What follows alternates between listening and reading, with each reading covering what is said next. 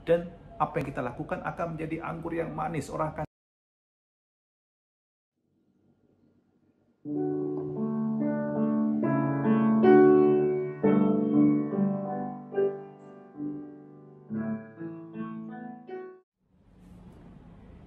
jadilah anggur yang nikmat.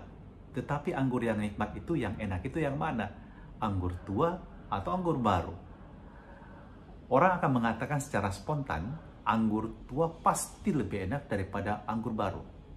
Kenapa? Ya karena sudah melalui proses waktu dalam fermentasi yang lama, tentu lebih nikmat rasanya. Tetapi ternyata para ahli mengatakan tidak harus demikian. Pertama, memang sih soal masalah selera, karena ada yang lebih suka anggur yang lebih manis, ada yang lebih suka kalau dia asam. Ada yang mengatakan, oh kalau dia tidak terlalu manis dan tidak terlalu asam. Para ahli mengatakan anggur yang enak adalah patokannya kalau dia rasanya kompleks, dia asam, dia manis, dia creamy. Dan itu berarti tidak ada rasa yang dominan. Ada proses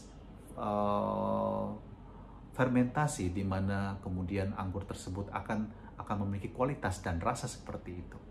Faktor lain yang sangat menentukan adalah selain waktu menunggunya minimal 6 bulan, juga faktor cuaca, suhu, dan kondisi tanah di mana anggur tersebut tumbuh sebelum dipetik dan kemudian diolah. Itu sangat menentukan juga kualitas anggur yang nanti dihasilkan. Nah, saya mengundang kita pada hari ini untuk merenungkan bahwa kita juga dipanggil untuk menjadi anggur yang enak. Tetapi bagaimana menjadi anggur yang enak tersebut? Bukan soal faktor usia bahwa kita akan menjadi anggur yang enak. Kalau kita sudah senior berarti kita akan menjadi hebat. Tidak. Atau kalau kita masih junior kita tidak hebat. Itu tidak menentukan. Soal usia tua dan muda bukan perkara yang menentukan dalam soal kematangan. Karena terjadi ada orang yang sudah usianya tua tapi pikirannya masih sangat kekanak-kanakan, karakternya pun masih sangat kekanak-kanakan. Tetapi ada orang yang masih muda tapi karakternya luar biasa. Dia kelihatan dewasa sekali, ngomongnya sangat menyejukkan, meyakinkan. Kalau dia juga memberikan nasihat, nampaknya dia bijaksana. Jadi soal kematangan ini tidak tergantung pada soal usia, sama seperti masalah anggur ini. Tidak masalah usia dia tua atau baru, tetapi yang idealnya adalah dengan bertambahnya usia, bertambahnya pengalaman, bertambahnya pengetahuan, bertambahnya kebijaksanaan, Anda menjadi pribadi yang sungguh mengagumkan. Ibaratnya Anda menjadi anggur yang tua dan nikmat pula. Nah, itu yang kita inginkan. Jadi Bapak Ibu Guru, jangan menjadi kecil hati kalau kita sudah mendekati usia pensiun. Jangan menjadi khawatir kalau muncul generasi-generasi baru di bawah kita yang kelihatannya sangat potensial. Kita harus berbahagia. Semakara selalu dihidupi dengan munculnya generasi baru yang punya kualitas untuk melanjutkan karya kita, sehingga kita ketika menjadi purna karya, kita punya pelanjut, kita berbahagia, ada junior-junior kita yang luar biasa. Saya bahagia melihat juga pastor-pastor muda, walaupun saya belum terlalu tua, tapi saya bahagia melihat para rekan pastor saya yang muda, yang kreatif, yang luar biasa. Kalau Anda lihat di YouTube, mereka banyak tampil. Ada yang menyanyi, ada yang mengajarkan mengenai mazmur tanggapan, ada yang kemudian menunjukkan keterampilannya dalam hal budaya dan mengukir. Luar biasa, dan saya mendukung mereka penuh. Saya akan like mereka dan subscribe di mereka punya account YouTube. Dan demikian juga kita, kalau kita sudah menjadi semakin matang dalam usia, kita menjadi makin bijaksana, kita berikan tempat pada yang lebih muda untuk bertumbuh dan berkembang. Dan apa yang kita lakukan akan menjadi anggur yang manis. Orang akan kenang ulang, wah enaknya tuh anggur yang dulu. Anak-anak murid kita akan merasakan guru yang itu dulu luar biasa. Saya tidak akan pernah melupakan jasa-jasanya, bukan cuma rasa-rasanya. Demikian juga dalam pernikahan, saudara-saudari yang terkasih, Bapak Ibu Guru, dan juga anak-anak Semakaran, nanti Anda akan menikah dan Anda akan merasakan bahwa diharapkan semakin bertambahnya usia pernikahan, itu akan semakin enak pula rasanya anggur pernikahan tersebut. Kenapa? Karena Anda belajar bertumbuh, berkembang, terus-menerus dalam cinta kasih, dalam relasi, dalam komunikasi. Dan ini sangat penting ketika Anda kehilangan respect, Anda kehilangan lagi kasih sayang, relasi tersebut akan menjadi kaku. Ibaratnya itu seperti yang Yesus katakan, seperti kantong kulit yang sudah tua, yang tidak fleksibel lagi. Saya akan tunjukkan gambarnya mengenai kantong kulit. Dulu orang menyimpan anggur tidak seperti dalam wadah anggur seperti yang saya miliki ini. Ini anggur misa, bukan anggur minum harian ya. Ini saya pakai kalau saya misa ya. Dulu orang menyimpan anggur itu dalam kantong kulit binatang yang terbuat dari kulit binatang, dan kalau dia masih baru dia sangat fleksibel. Jadi kalau anggur baru disimpan dan berfermentasi, dia akan bisa fleksibel berkembang. Dia akan mengembang sesuai dengan tekanan yang dimunculkan oleh anggur dalam proses tersebut. Tapi kalau sudah tua, dia akan kaku dan bisa pecah. Nah, saya tidak ingin hidup kita pecah. Tidak ingin bahwa kita ini menjadi tidak bahagia, atau kita menjadi ancaman bagi orang lain. Orang-orang Farisi dan ahli Taurat merasa bahwa kehadiran Yesus sebagai anggur yang baru ini itu seperti memecah konsentrasi orang pada mereka. Mereka kehilangan popularitas, mereka merasa terancam. Jangan menjadi seperti orang-orang Farisi dan ahli-ahli Taurat. Jangan merasa bahwa kehadiran yang baru, orang-orang baru itu menjadi ancaman bagi kita. Justru kita harus bersyukur kalau mereka datang dan membawa pembaharuan. Dan juga hal kedua yang kita mesti hargai adalah kehadiran orang-orang yang kita sayang dalam kehidupan kita.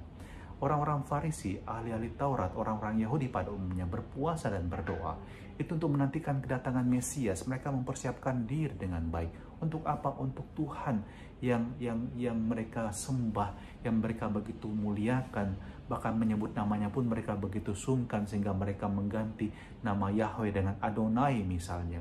Tetapi semua simbol ini akan menjadi hampa kalau mereka tidak menghargai kedatangan Dia yang dinantikan itu. Dan persis terjadi.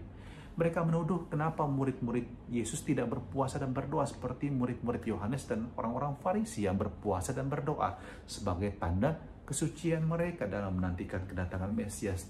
Tetapi Yesus katakan, bagaimana mungkin kamu berpuasa dan berdoa seperti itu kalau sang mempelai sudah ada di situ? Ibaratnya kalau Anda masuk ke dalam perjamuan pernikahan, pesta pengantin, Anda kan tidak berpuasa, Anda tidak menunjukkan wajah yang muram, Anda turut bersuka cita di situ. Kalau pembawa acara mengatakan, ayo kita kampai untuk sang pengantin, kita angkat gelas, kita kampai, toast, dan kemudian pengantin berciuman, dan semua tepuk tangan, wow, turut bersuka cita. Dan mari kita belajar dua hal ini. Kita belajar untuk terus bertumbuh dan berkembang. Jangan menjadi stuck, jangan menjadi mandek. Jangan menjadi ancaman bagi orang lain yang baru muncul, yang bertumbuh, juga terhadap sesuatu yang baru yang ditawarkan kepada kita, yang baik untuk kita. Mari kita belajar, mari kita juga taat. Misalnya contoh kecil. Di masa pandemi ini pemerintah sudah selalu menganjurkan kepada kita untuk physical distancing, untuk rajin cuci tangan, selalu pakai masker. Tapi kadang-kadang konsep kita ini ada loh orang tidak percaya bahwa COVID itu ada. Ada juga yang tahu COVID ada tapi tidak takut, tapi menakutkan orang lain. Dan ingat, Anda tidak hidup seorang diri, Anda hidup bersama dengan orang lain. Kalau Anda tidak menjaga kesehatan Anda bisa menulari orang lain. Anda bisa membahayakan hidup keluarga Anda. Maka Bapak Ibu Guru, anak-anak Semakara terkasih, kita tetap menjaga kehidupan kita juga di masa pandemi ini dan terus belajar untuk berkembang, bertumbuh dalam pengetahuan, dalam kebijaksanaan, dalam kebajikan hidup. Dan dengan demikian, jadilah anggur yang manis. Dan hidupmu adalah kantong yang baru. Anda selalu siap untuk berkembang. Gak perlu berat badan bertambah, tetapi hatimu yang penuh cinta itu, penuh belas kasih, penuh perhatian, itu bertumbuh dan berkembang dan menjadi sangat luas, tempat di mana orang akan merasa nyaman, tempat burung mendapatkan sarang, tempat ikan di mana mendapatkan air yang tenang dan memberikan kehidupan kepada orang lain. Mari kita berdoa. Bapa dalam surga, jadikanlah kami selalu anggur yang semakin enak rasanya. Bantu kami untuk bertumbuh dalam kehidupan ini, dalam pengetahuan, dalam kebijaksanaan. Dan jadikanlah kami sebagai murid-murid-Mu yang terkasih yang dapat memberkati orang dengan cita rasa yang enak ketika mendengarkan perkataan kami, ketika mengalami perjumpaan dengan kami, ketika juga mengalami perlakuan dari kami. Mereka tahu mereka mengalami kebaikan, mereka mengalami belas kasihan, mereka mengalami uluran tangan-Mu sendiri. Dan limpahkanlah berkat-Mu yang Maha Kuasa atas suster kepala sekolah, Bapak Ibu guru, para staf pegawai, anak-anak semakar yang terkasih, juga orang tua mereka di rumah, di dalam nama Bapa dan Putra dan Roh Kudus. Amin. Tuhan memberkati. Semangat pagi Semakara.